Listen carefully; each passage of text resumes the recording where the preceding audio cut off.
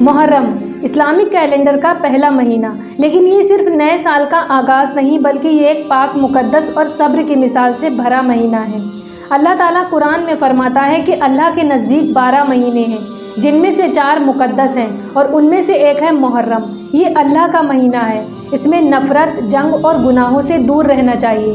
رسول اللہ صلی اللہ علیہ وسلم نے اس دن کا روزہ رکھا اور امت کو بھی اس کی فضیلت بتائی۔ صحیح مسلم کی حدیث ہے، رسول اللہ صلی اللہ علیہ وسلم نے فرمایا، رمضان کے بعد سب سے بہترین روزہ محرم کے مہینے کا روزہ ہے، اور سب سے خاص دن 10 محرم یعنی عاشورہ۔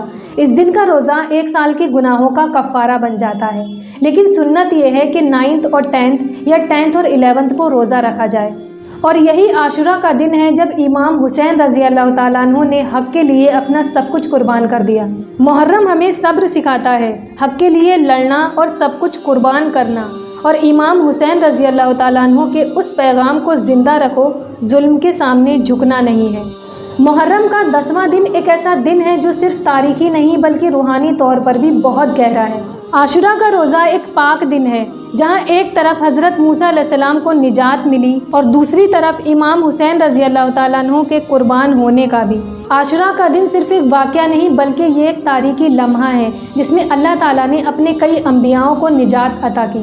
روایتوں کے مطابق عاشورہ کے دن اللہ تعالیٰ نے کئی انبیاءوں پر اپنا فضل نازل کیا۔ نمبر 1، عاشورہ کے دن اللہ تعالیٰ نے حضرت موسیٰ علیہ السلام اور بنی اسرائیل کو فرعون کے ظلم سے نجات دی تھی۔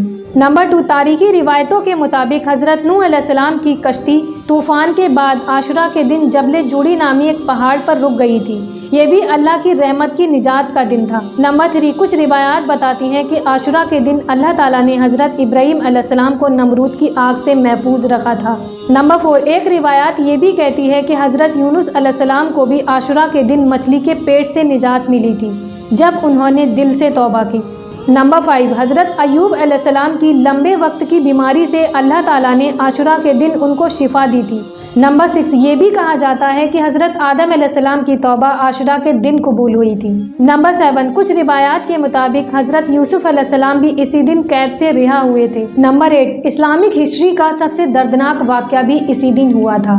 10 محرم 61 ہجری کو کربلا کے میدان میں امام حسین رضی اللہ تعالیٰ عنہ کو ان کے 72 ساتھیوں کے ساتھ شہید کر دیا گیا تھا۔ محرم، خاص کر عاشورہ کا دن، صرف غم یا قربانی کا دن نہیں ہے، یہ نجات، توبہ، صبر اور حق کے لیے قربانی کا پیغام ہے۔ یہ مہینہ ہمیں ہر بار یاد دلاتا ہے کہ آخرت صرف انہی کے لیے ہے جو صبر کرتے ہیں اور حق پر قائم رہتے ہیں۔